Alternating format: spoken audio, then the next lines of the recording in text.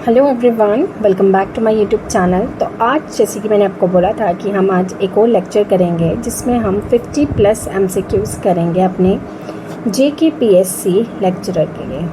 ठीक है, सब्जेक्ट है पॉलिटिकल साइंस। तो आज भी जो है वो मिक्स्ड MCQs है जिसमें हम पबैट के MCQs देखेंगे, कंपैरेटिव के देखेंगे एंड जो थ्योरीज रिलेटेड है एंड वेस्टर्न पॉलिटिकल थिंकर्स के बारे में भी देखेंगे। स्टार्ट करते हैं अपना फर्स्ट क्वेश्चन जो है which theory emphasize the role of economic factor in shaping political outcomes. A realism, liberalism, Marxism या कंस्ट्रक्टिविज्म। आप बोल रहे हैं कि कौन सी थ्योरी इन सब में जो है वो इकोनॉमिक फैक्टर्स के बारे में बात करती है। किसके बारे में? इकोनॉमिक फैक्टर्स के बारे में बात करती है। तो अब बताइए इसमें से कौन सी थ्योरी है जो इकोनॉमिक फैक्टर्स के बारे में बात करती है? तो वो है हमारी मार्क्सिज्म। मार्क्सिज्म जो थ्योरी है वो पर्टिकुलरली जो है मीन्स ऑफ प्रोडक्शन के बारे में बात करती है। ठीक है, मीन्स ऑफ प्रोडक्शन। जैसे कि अभी हमने देखा कौन सी है मार्क्सिज्म, किसने दिया है? कार्ल मार्क्स ने दिया ना। ठीक है ना, मार्क्सिज्म थ्योरी कार्ल मार्क्स के रिलेटेड है। तो ये जो एक थ्योरी है जो बात करती है इकोनॉमिक फैक्टर्स के बारे में। ठीक है, चलिए यहाँ पे मैंने इसका ऑप्शन भी दिया हुआ है, देख लीजिएगा। चलिए नेक्स्ट है the concept of power elite. The concept of power elite was popularized by which sociologist? Karl Marx, Max Weber, C Wright Mills या फिर एमाइल डुर्खाइम। पावर एलीट का जो कॉन्सेप्ट है वो इनमें से किसने दिया है?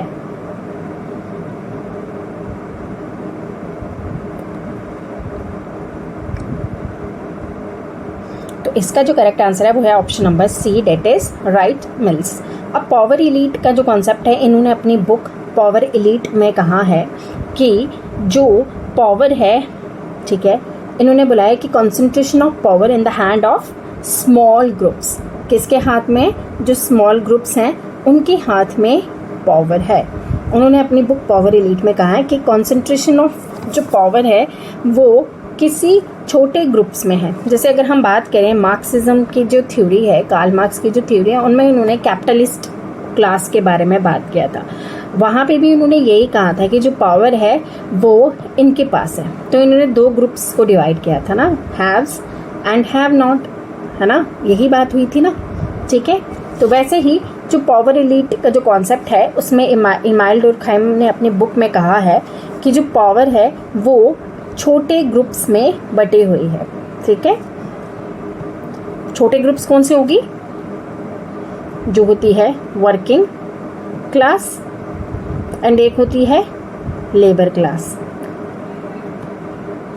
ठीक है, तो यहाँ पे इनके हाथ में है वो पावर। नेक्स्ट इंपॉर्टेंट है ये वाला question. What is the main difference between a presidential and a parliamentary system of government? Presidential and parliamentary system of government में क्या डिफरेंस है?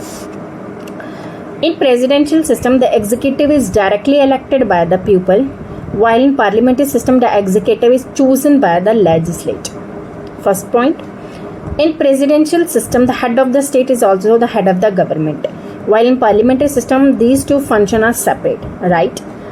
All a presidential system has a rigid separation of power, while a parliamentary system has a fusion of power.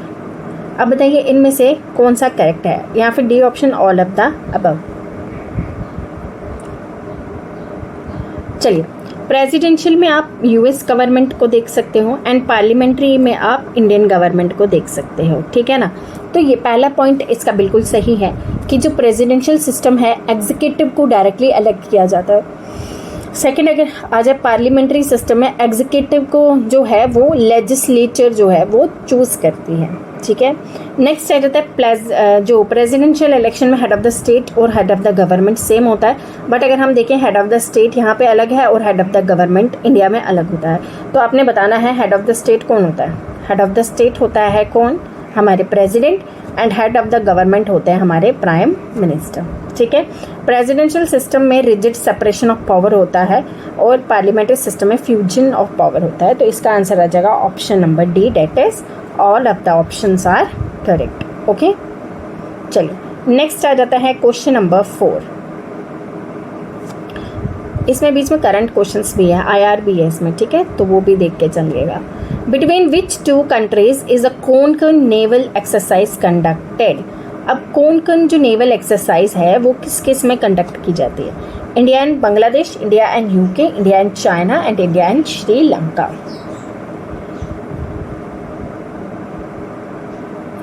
तो वो की जाती है हमारे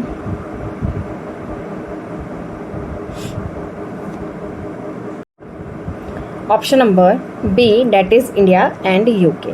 अब इसमें एक चीज़ और समझने वाली है कि इंडिया और यूके तो है, तो ये जो है ये बायलेटरल एक्सरसाइज है। बायलेटरल यानी कि दो कंट्रीज़ के बीच में हो रही है, तो बायलेटरल। मल्टीलेटरल तब आ जाएगा जब बहुत सारी कंट्रीज़ इसमें इंक्लूड होगी। ये सिंस 2004 से जो है शुरुआत हुई थी कोनकन एक्सरसाइज की। ठीक है, चलिए नेक्स्ट आ जाता है question number 5। According to realism in international relation the primary actor in the international system is. अब प्राइमरी एक्टर्स कौन से होते हैं इंटरनेशनल सिस्टम में? इंडिविजुअल्स, स्टेट्स, NGOs या नॉन गवर्नमेंटल ऑर्गेनाइजेशन या फिर इंटरनेशनल ऑर्गेनाइजेशन। प्राइमरी एक्टर्स की बात की है इन्होंने, ठीक है, तो वो हो जाता है हमारे option number B, that is states is the primary actors in the international system. Next आ जाते हैं क्वेश्चन नंबर 6 पे। इंडिया की look east policy is primary aimed at strengthen the relation with which country? Europe, Africa, south east Asia या फिर Latin America.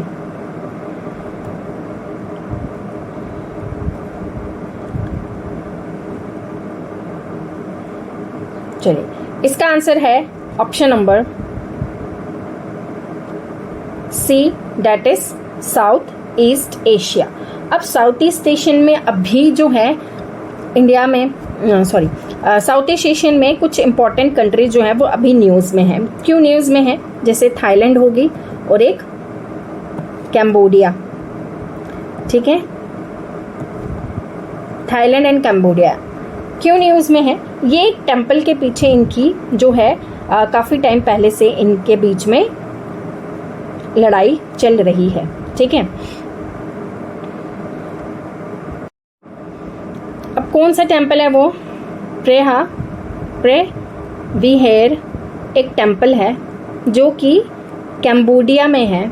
ठीक है, आप इसकी लोकेशन जाके चेक कर लेना। ये इंपॉर्टेंट क्वेश्चन है क्योंकि अगर हम साउथ ईस्ट एशिया या लुकिस्ट इंडिया की लुकिस्ट पॉलिसी की बात करते हैं तो उसमें साउथ ईस्ट एशियन कंट्रीज आ जाते हैं। तो साउथ ईस्ट एशियन कंट्रीज में कौन कौन सी है? थाईलैंड, कंबोडिया, म्यांमार, इन सब के बारे में आपको पता होना चाहिए। एंड ये जो है अभी करेंटली न्यूज़ में है, जिस वजह से इन दो कंट्री के बीच में कॉम्प्लिकेटेड जो है एक कॉम्प्लिकेशंस आ रही हैं दोनों कंट्रीज़ के बीच में।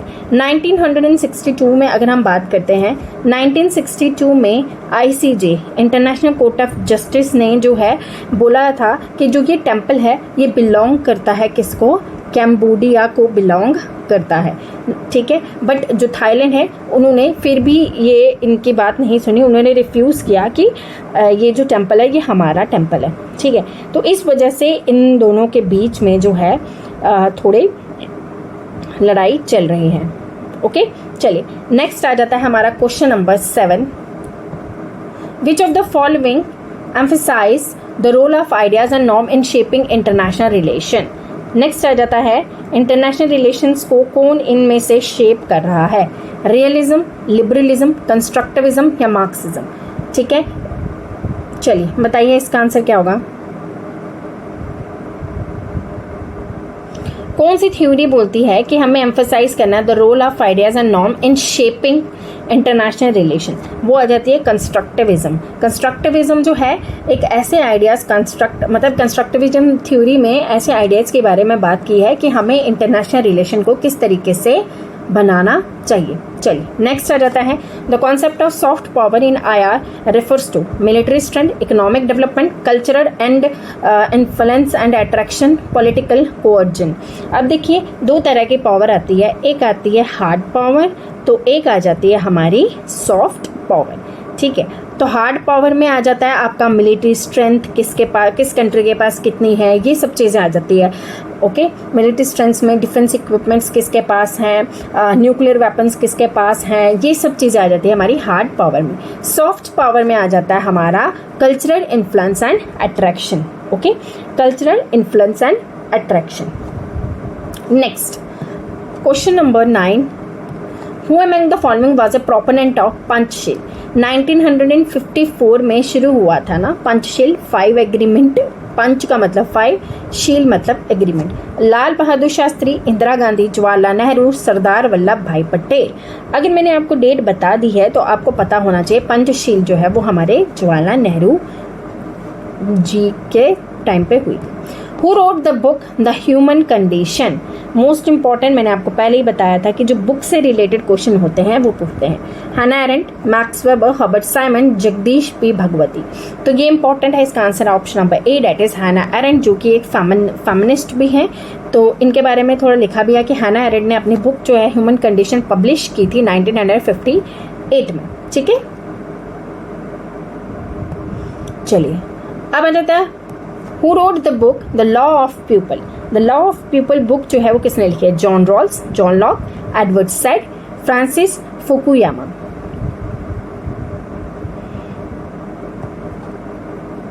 इसका आंसर है option number A, that is John Rawls. Next आ जाते हैं क्वेश्चन नंबर 11 पे। फॉर एरिस्टोटल, इंपॉर्टेंट है, अगर आपने एरिस्टोटल्स पढ़ा होगा, पहले प्लेटो, एरिस्टोटल, फिर बाद में आगे की चीज़ें पढ़ी होगी। तो ये क्वेश्चन इंपॉर्टेंट है कि कौन सी ऐसी कैरेक्टरिस्टिक्स है do not necessarily qualify to become an Athenian citizen. कौन सी इसमें कैरेक्टरिस्टिक्स नहीं चाहिए, नॉट लिखे है ना, not necessarily qualify. Resident in a particular place, the right of suing and being sued, those who are disenfranchised or exiled, descendant from a citizen. 1 and 2, 2 and 4, 2, 3, 4, 1, 2, 3, 4.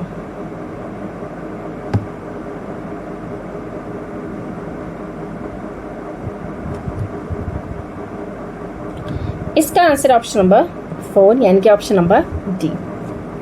चलिए next आ जाता है, from whom did Karl Marx adopt the dialectical method? From Plato, Hegel, Mill या Bentham? किससे लिया है Karl Marx ने dialectical method? वो लिया है इन्होंने हीगल से, तो ऑप्शन नंबर बी हमारा हीगल सही है। ठीक है, next question number 14, who is the author of the book the origin of totalitarianism? Habermas, Erich Fromm, John Rawls, Hannah Arendt. इसका आंसर भी ऑप्शन नंबर डी है। तो जिन ने बुक्स नहीं मतलब ये बुक्स जैसे मैंने जो क्वेश्चंस में डाली है वो बुक्स आपको नहीं पता है तो आप लोग अपने नोट्स में ऐड ऑन कर सकते हैं। एक और चीज़, मैंने एक वीडियो डाला था जिसमें हमने पढ़ा था प्लेटो थ्योरी ऑफ जस्टिस। होपफुली आपको समझ आ गया होगा। एंड अगर आप चाहते हैं कि वैसे हम छोटे छोटे जो टॉपिक्स हैं वो आप मुझे कमेंट सेक्शन में बता सकते हैं कि आपको इस पे वीडियो चाहिए, मैं आपके लिए वो लेके आऊँगी। ठीक है, चलिए, who among the following gave the idea of separating politics from religion? Important, politics from religion जो आइडिया है वो किसने दिया था? Alexis de Tocqueville, Thomas Aquinas Machiavelli या जॉन पेरिस? इसका answer option number C, that is Machiavelli. Okay, next question number 16 है, the concept of pacta sunt servanda in international law. अब ये जो वर्ड है इसका मतलब आपको बताना है, इसमें इंटरनेशनल लॉ में इसका मतलब क्या होता है। आपको एक और सब्जेक्ट है इंटरनेशनल लॉ। ठीक है, उसके भी मैंने आपके लिए कुछ MCQs लाए हैं।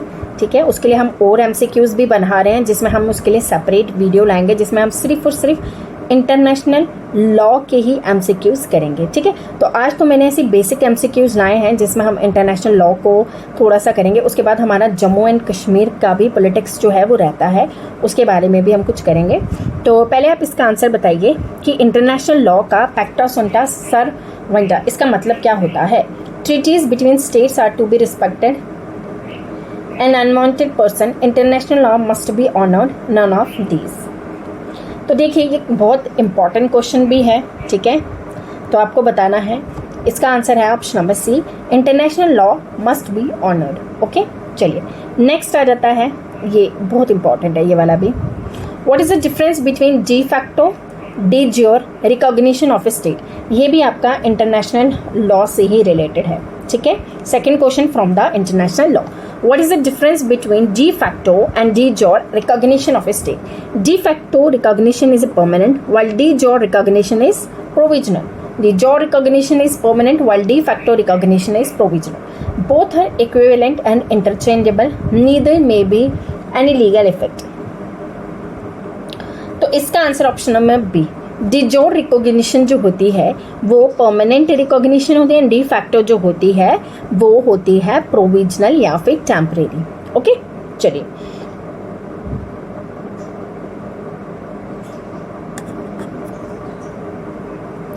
नेक्स्ट आते हैं, what is the main basis of international law according to the theory of consent. देखिए एक और इम्पॉर्टेंट क्वेश्चन है इंटरनेशनल लॉ का, what is the main basis of international law according to the theory of consent. Natural law, divine law, the will of powerful state, the voluntary agreement of state. Will of powerful state या voluntary agreement of state, basis क्या है international law according to the theory of consent.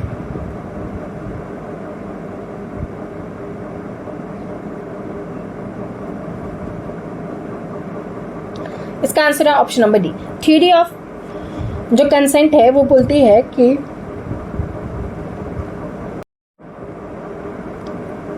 Theory of consent जो है वो बोलती है voluntary agreement होना चाहिए स्टेट का, to be bounded by rules, और कुछ उसके रूल्स होने चाहिए। ठीक है, चलिए नेक्स्ट आ जाता है question number 19, which of the following is an example of NGO playing a role in international law? The United Nations, the International Committee of the Red Cross, the International Court of Justice, the World Trade Organization. अब आपको पहले ही पता चल गया होगा कि United nation तो एक ऑर्गेनाइजेशन है, ये कोई NGO नहीं है। इंटरनेशनल कोर्ट ऑफ जस्टिस भी कोई NGO नहीं है, वर्ल्ड ट्रेड ऑर्गेनाइजेशन भी कोई NGO नहीं है। तो बचे क्या, committee. Committee is related to, ठीक है, कमेटी किसके रिलेटेड होती है, NGOs। कमेटी लिखा है ना, तो किसके रिलेटेड होगी, NGO के रिलेटेड होगी। आपने बताना है इसका ईयर क्या है, ईयर ऑफ फॉर्मेशन। ठीक है, चलिए question number 20, which of the following is not a principal source of international law according to article 38 of the International Court of Justice statute? Treaties and convention, customary international law, general principle of law या resolution of the United Nations General Assembly।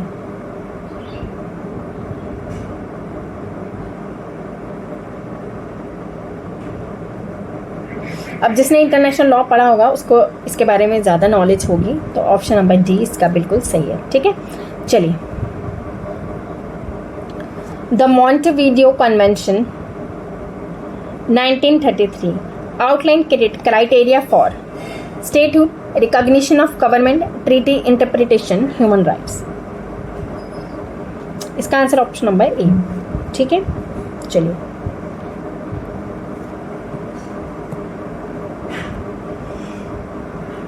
The concept of divine rights of king is associated with which of the following public administration? Classical theory, behavioral theory, system theory, human relation theory। अब आपने बताना है इसका correct answer कि divine rights of Kings जो है वो किससे रिलेटेड है। वो रिलेटेड है option number A, that is classical theory. Next question number 23, Who developed the concept of hierarchy of needs in the context of public administration? Important question है hierarchy of needs. Abraham Maslow, Max Weber, Frederick Taylor, Henry Fayol. Hierarchy of needs जो है वो इनमें से किसने concept दिया है? वो आ जाता है हमारा option number A, that is Abraham Maslow. ठीक है, next. Who introduced the idea of bounded rationality in the context of decision making? Herbert Simon, Chester Barnard, Max Weber या Frederick Taylor. Bounded rationality idea इनमें से किसने दिया था? यह आ जाता है हमारा option number A, that is Herbert Simon. Next question number 25. The concept of organizational culture is mostly closely associated with which approach to public administration? Organizational culture जो है वो किससे रिलेटेड है? New public management, system theory, behavioural theory या contingency theory? वो है option number C, that is behaviour theory. Next आ जाता है क्वेश्चन नंबर 27. 26 है. ओके.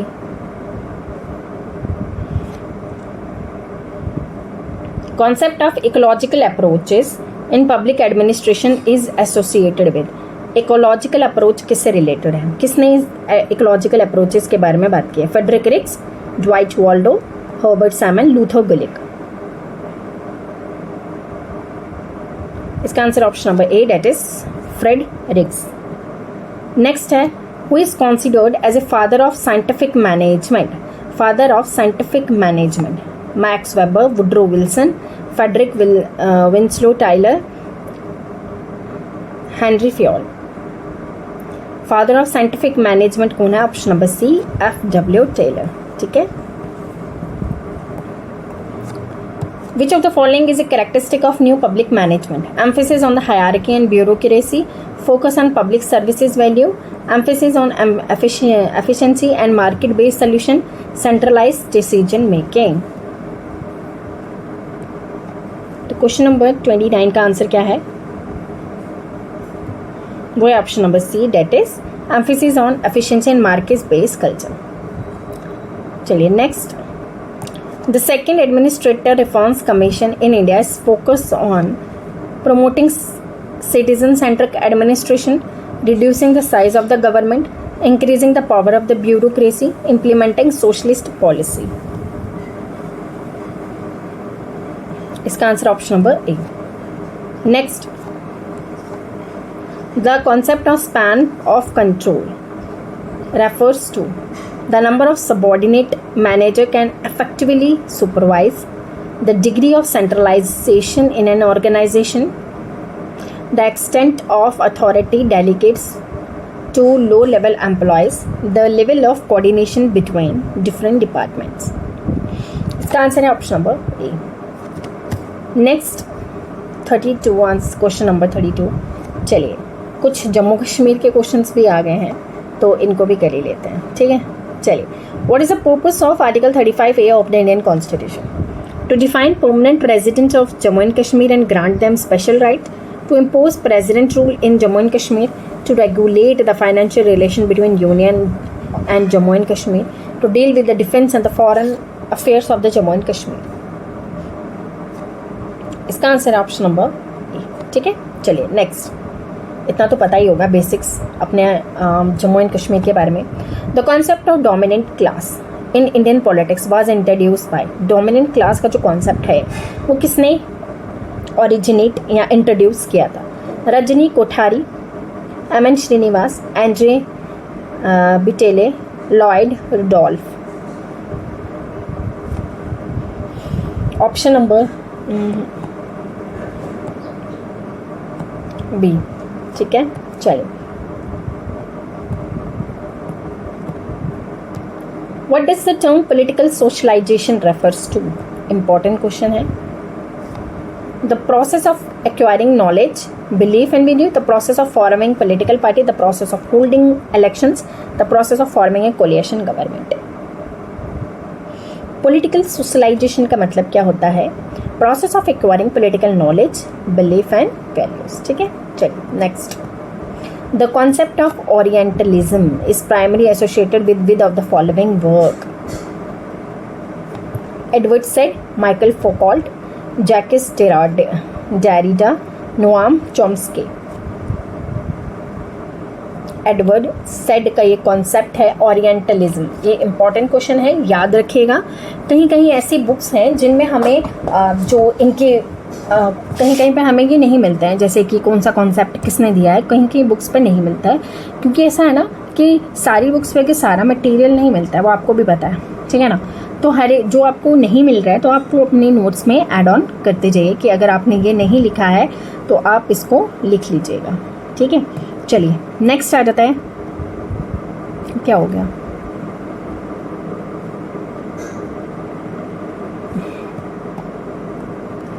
क्वेश्चन नंबर 36 पे। ओके, यहाँ तक पहुँच गया था। The major argument of neo-realism of Kenneth Waltz is structure are more important than actors. Actors play crucial role than structures. Human nature is crucial element in politics. The state override the constraint imposed by the international structures. तो इसका answer option number A, ठीक है। चलिए next, what is the correct chronology order of the development stage below? Indian Soviet Treaty of Friendship 1971, India first nuclear explosion at Pokhran 1972 है may be, हाँ 1972। चलिए ऐसे रख के चलते हैं कि अगर 1971 में फ्रेंडशिप ट्रीटी हुई थी, 1991 में है ना, Cuban missile crisis 1960, adoption of structure adjustment programme of India. अगर चलो एक नहीं भी पता हो, बाकी सब पता है तो आप लोग कर सकते हैं। पहले क्या है, देखिए पहले सबसे पहले 1960 है, तो हाँ क्यूबन मिसाइल क्राइसिस, तो हमें कहाँ दिख रहा है 3 पहला, तो यहाँ पे तो कर लो tick, option number B is correct, ठीक है ना। चलिए next question number 38, Marshall plan was meant for building the economic of the third world, rebuilding Western European countries, rebuilding the economic of North American countries, building the economics of African countries. Marshall plan किसके लिए था? वो था rebuilding Western European economy. In case अगर ये मैंने पोखरान वाला जो है 1972 में ही हुआ, 1991 में ही हुआ था ना, जब इंदिरा गांधी के टाइम पीरियड में, हाँ ठीक है 1991 में हुआ था, 1998 में या 1991 में, नहीं 1974 में हुआ था। एक सेकेंड, गलत इन्फॉर्मेशन नहीं होनी चाहिए ना। 1974 में पोखरान हुआ था ना इंडिया का फर्स्ट, और सेकंड वाला हुआ था शायद 1998 में हुआ था, है ना। 1998 में पोखरान 2 हुआ था, स्माइलिंग बुद्धा नाम दिया था इसका न्यूक्लियर फर्स्ट साइट का, है ना, ये सब ठीक है ओके। तो ये 1971 में हुआ था, ओके। ये 1960 में हुआ था, तो हमारा क्या आंसर था? ऑप्शन नंबर बी 21324, ओके ठीक है। चलिए 1974 में हुआ था पोखरान 1 एंड पोखरान 2 हुआ था 1998 में। चलिए नेक्स्ट आ जाता है, कुछ इंपॉर्टेंट थिंकर्स हैं और उनके कॉन्सेप्ट है वो आपको बताना है वो क्या है, ठीक है। चलिए इसको थोड़ा ऐसे कर लेती हूँ, है ना, होप दिख रहा होगा आप सबको, ठीक है। चलिए match the following with their concept. Fayol, Chester Barnard, Henri Fayol, Frederick Herzberg, ये टाइलर है। Scalar dissatisfier zone of acceptance incentive system. तो देखिए सबसे पहले क्या है,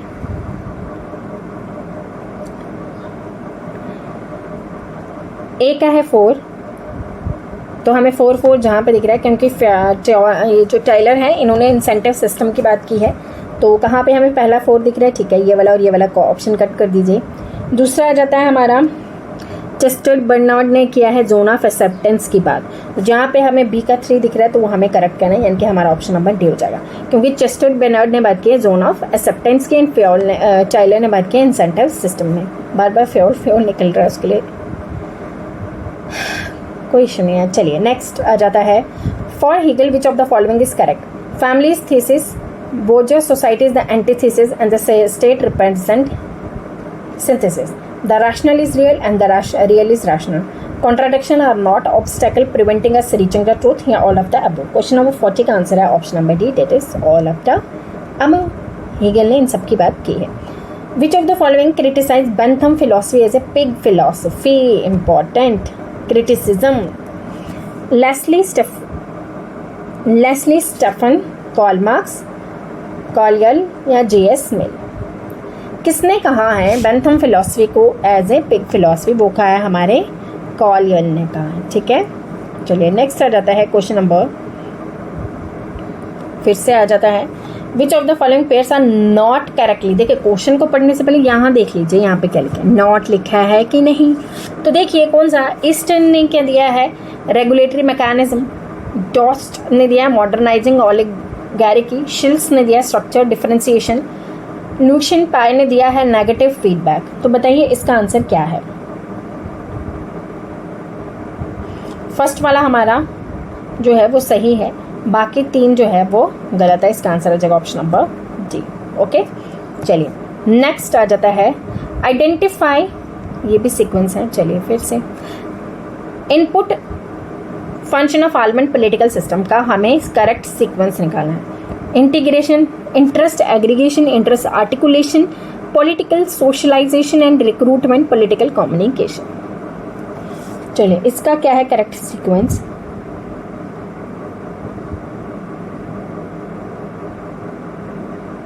पहले आएगा हमारा पॉलिटिकल सोशलाइजेशन एंड रिक्रूटमेंट। 3 कहाँ पे हमें 3 दिख रहा है, यहाँ भी दिख रहा है और यहाँ भी दिख रहा है। चलिए फिर उसके बाद आ जाता है इंटरेस्ट आर्टिकुलेशन। 2 कहाँ दिख रहा है, फिर 1 एंड 4। तो हमारा ऑप्शन नंबर बी जो है वो करेक्ट हो जाएगा, ठीक है। चलिए नेक्स्ट आ जाता है who wrote the following laws are the rules of just and unjust, nothing being reputed, unjust that is not contrary to some laws. Bentham, Hegel, Hobbes या रूसो। स्टेटमेंट मैंने आपको बताया है कि जो स्टेटमेंट बोलता है उससे रिलेटेड क्वेश्चंस पूछे जाते हैं। अब ये किसने लिखा है, वो लिखा है हमारे हॉब्स ने, तो सी आंसर हो जाएगा। नेक्स्ट आ जाता है इन हीगल्स notion the highest possible achievement of mind as expressed in social life was in the contemporary Prussian state, Rome, Athens या contemporary Britain। तो इसका आंसर ऑप्शन नंबर ए, ठीक है। Machiavelli advise the prince to pursue moderate behavior, extreme generosity, perfect strictness या great kindness। तो इन्होंने बोला है कि मॉडरेट बिहेवियर होना चाहिए किसका, प्रिंस का, ठीक है। चलिए which of the following is not part of Rawls well ordered society, stable, efficient, just या इक्वल। तो ऑप्शन नंबर डी यहाँ पे लिखा भी है इक्वल, ठीक है। चलिए नेक्स्ट आ जाता है फिर से क्रोनोलॉजी है, तो इसको छुपा देते हैं। Rousseau chronology using the given codes, social contract, discourses on the art of science, Emile discourse on the origin of inequality.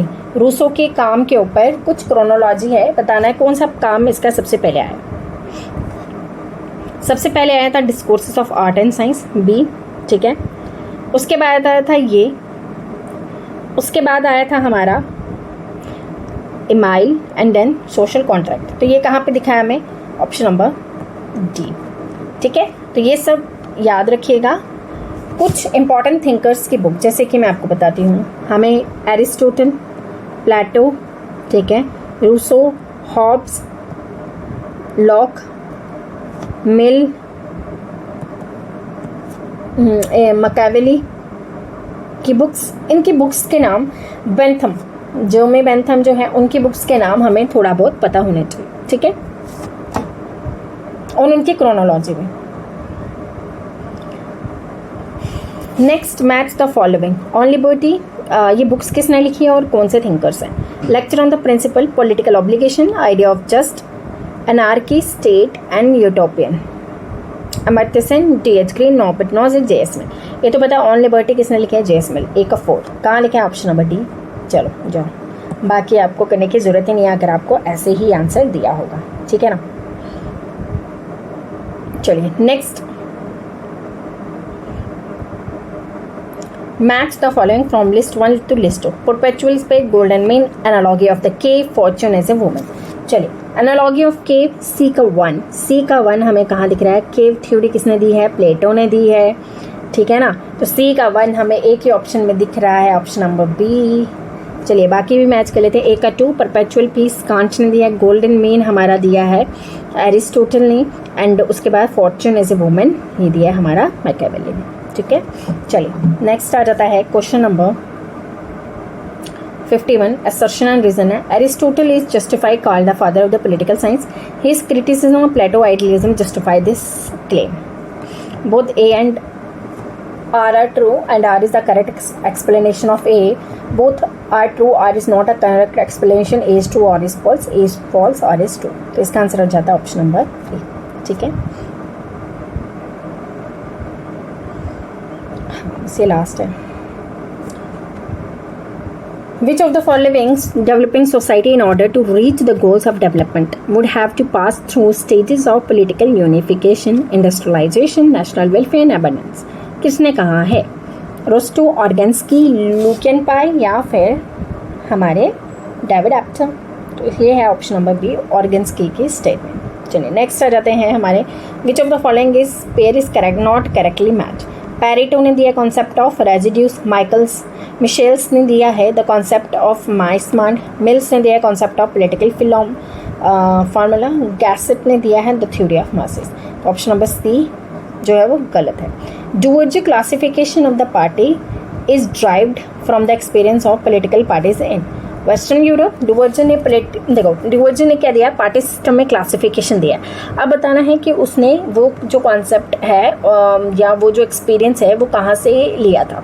Western Europe से, डेमोक्रेसी ऑफ द वर्ल्ड से, party system in developing countries या political party in the communist world से। तो वो answer है हमारा option number A, that is western Europe, ठीक है। तो ये थे हमारे कुछ इंपॉर्टेंट 50+ क्वेश्चंस मैंने आपको करवा दिए हैं। तो होपफुली आपको लेक्चर अच्छा लगा होगा, एंड जो भी लेक्चर को फर्स्ट टाइम देख रहा है वीडियो को लाइक करें, शेयर करें एंड कमेंट करके ज़रूर बताइए कि आपको जो है लेक्चर कैसा लगा है। नेक्स्ट जो है, एक सेकेंड, ये क्या हो गया? हाँ, ये ज़्यादा जूम हो गया। ओके, नेक्स्ट जो है कि अब हम किस पे लेक्चर लाएं, एंड मैंने आपको बताया था कि अगर जैसे हमने थ्योरी ऑफ जस्टिस पढ़ा, अगर वैसे ही आपको छोटे छोटे कॉन्सेप्ट चाहिए आप बता सकते हैं कमेंट सेक्शन में। एंड हाँ, जो भी वीडियो को देख रहा है अपने फ्रेंड्स के साथ शेयर कीजिए जो भी लेक्चरर के लिए प्रिपेयर कर रहा है। तो आज के लिए इतना ही, मिलते हैं नेक्स्ट वीडियो में। Thank you and bye bye.